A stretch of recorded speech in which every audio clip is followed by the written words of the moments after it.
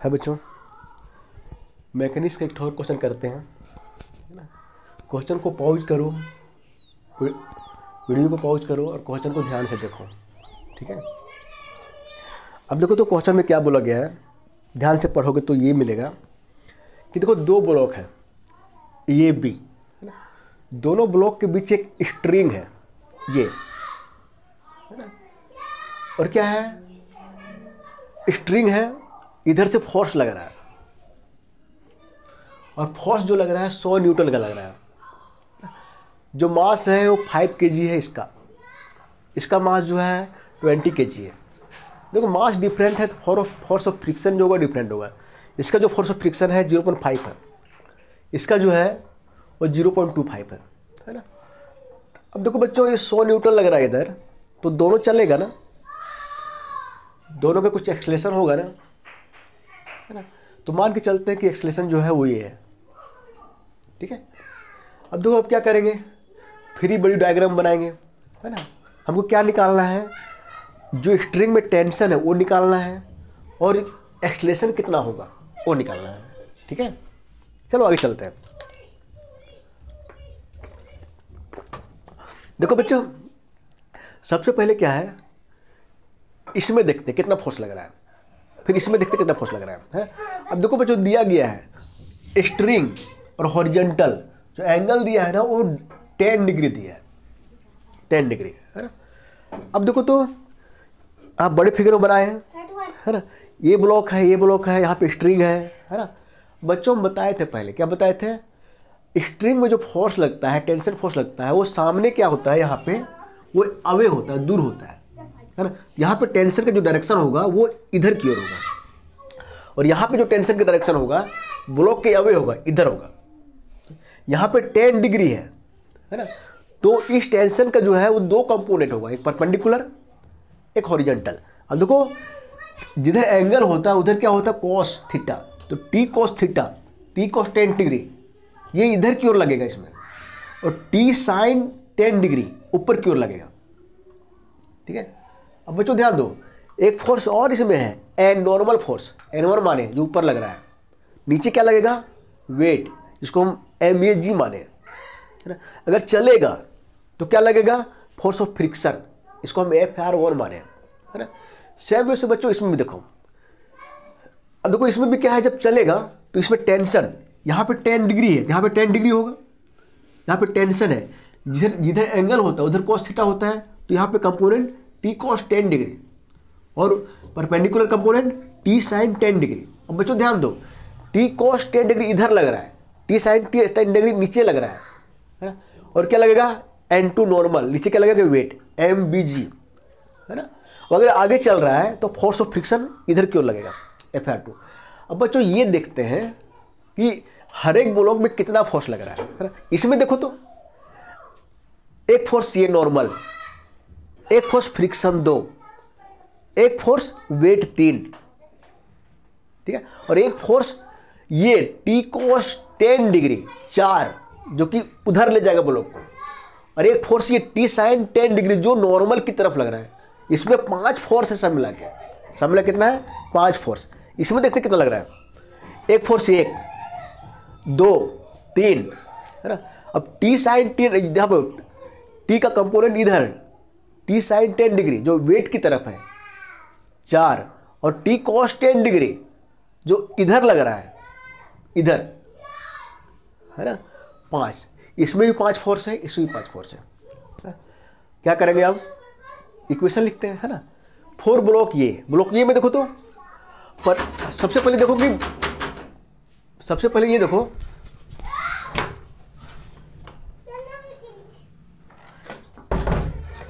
ये देखो बच्चों कि ऊपर में कितना फोर्स लग रहा है, एक नॉर्मल लग रहा है और एक तो जो है टेंशन का कंपोनेंट है, 2 फोर्स है, और नीचे क्या है वेट है। तो इक्विलिब्रियम में क्या होगा, ये जो 2 फोर्स है इसके बराबर होगा, है ना। अब ध्यान रखो पहले जो हम इसके पहले जो क्वेश्चन सॉल्व करते थे वहाँ सिर्फ नॉर्मल होता था, ऊपर में कोई फोर्स नहीं होता था। इसका मतलब ये नहीं कि नॉर्मल फोर्स है तो ऊपर में और कोई फोर्स नहीं होगा, ठीक है। तो इसका इक्वेशन क्या होगा देखो तो, ऊपर में कितना फोर्स लग रहा है N1 plus T sine 10 T sine 10 degree बराबर नीचे क्या है वेट, इसके बराबर होगा। ठीक है, अब देखो तो एक इक्वेशन ये निकल गया। अब देखो ब्लॉक इधर जा रहा है, ब्लॉक इधर जा रहा है, इसका मतलब ये है ये जो फोर्स है वो फोर्स ऑफ फ्रिक्शन से अधिक है। इसमें से हम इसको घटाएंगे 100 T cos 10 degree minus f r 1 क्या होगा, एक्सेलरेशन के बराबर होगा m a resultant force. T cos 10 degree उधर लग रहा है और इधर एफ आर 1 इधर जा रहा है, इधर का फोर्स अधिक होगा, इधर का कम होगा, इसमें हम इसको घटा रहे हैं तो रिजल्टेंट फोर्स हो गया T cos 10 degree minus f r 1 बराबर रिजल्टेंट फोर्स किसके बराबर होता है, एम ए के बराबर होता है, तो एम ए। ठीक है, अब बच्चों आगे चलते हैं, टी कॉस 10 डिग्री रहने देते हैं, एफ आर 1 को क्या लिखेंगे हम, m1 क्या लिखेंगे, म्यू ए n1 ये लिखेंगे ना, म्यू एन होता है ना एम ए। अब देखो T cos 10 degree minus mu A n1 का वैल्यू देखो यहां से क्या लिख सकते हैं, m a g minus T sine 10 degree, m a g minus T sine 10 degree बराबर एम ए होगा। अब देखो तो एक काम करो बच्चों, सबका वैल्यू पुट कर दो, टी कॉस 10 का जो वैल्यू होता है वो निकालोगे तो आएगा 0.17 minus coefficient of friction of block ये दिया है 0.5 है ना, फिर ब्रैकेट में मास जो है 5 into 9.8 minus T sine 10 degree का वैल्यू निकालोगे तो सेम ही आता है। ठीक है, फिर आगे 5 ये, ठीक है, इसको पूरा सॉल्व करोगे ना बच्चों तो इतना आता है 1.071 टी माइनस 5 ये बराबर 24.525 इतना आता है। इक्वेशन 1 इसको मान लेते हैं।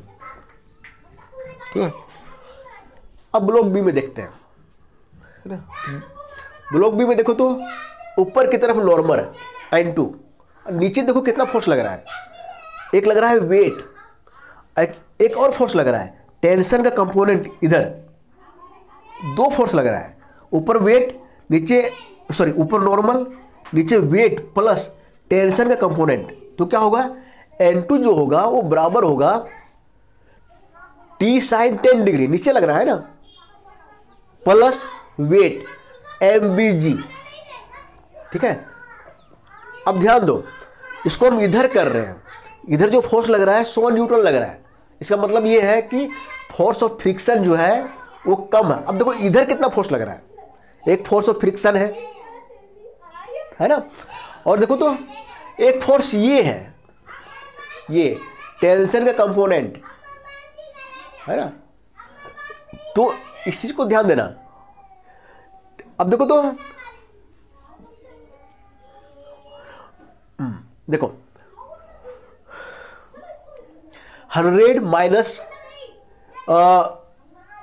F force of friction minus T cos 10 degree, आगे जो 100 न्यूटन लग रहा है पीछे दो फोर्स लग रहा है, एक ये लग रहा है एक ये लग रहा है, तो 100 minus f are 2 force of friction T cos 10 degree बराबर MBA के बराबर है ना। अब देखो 100 माइनस फोर्स ऑफ फ्रिक्शन क्या होता है म्यू एन, तो क्या होगा यहाँ पे mu BB N2, normal reaction क्या है N2 है ना, माइनस टी कॉस 10 डिग्री बराबर 20A, मास का वैल्यू कितना है 20A है ना, 100 माइनस म्यू BB, अब N2 को वैल्यू देखो यहाँ से निकालो, यहाँ से क्या होगा T sine 10 degree plus MBG बराबर 20A, 100 म्यू बी का वैल्यू दिया है बच्चों 0.25, ब्रैकेट में टी साइन 10 का वैल्यू निकालो आ गया 0.17 प्लस M2 का वैल्यू दिया है यहाँ पे M2 ना MB लिखना, ठीक है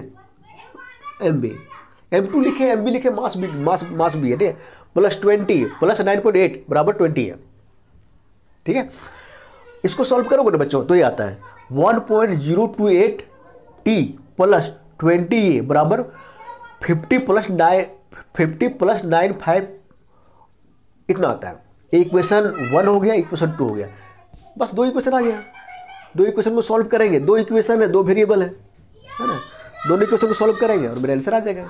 ठीक है, आगे देखते हैं क्या है, क्या करते हैं हम, देखो तो इक्वेशन 1 में ना 4 से मल्टीपल करते हैं, 4 से क्यों करते हैं, क्योंकि यहाँ पे देखो तो 20 है ना, एक मिनट है,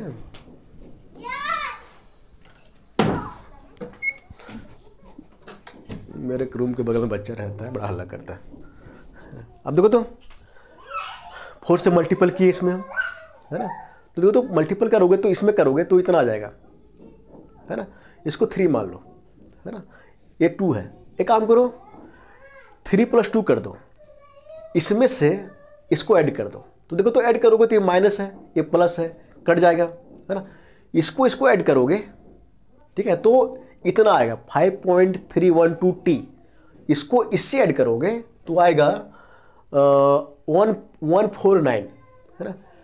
अब देखो तो हमको टी का वैल्यू निकालना है, तो इसको इधर डिवाइड कर दो, 149/5.312। इसको डिवाइड करोगे तो 28.04 न्यूटन आता है, न्यूटन होगा ना, टेंशन है तो न्यूटन होगा।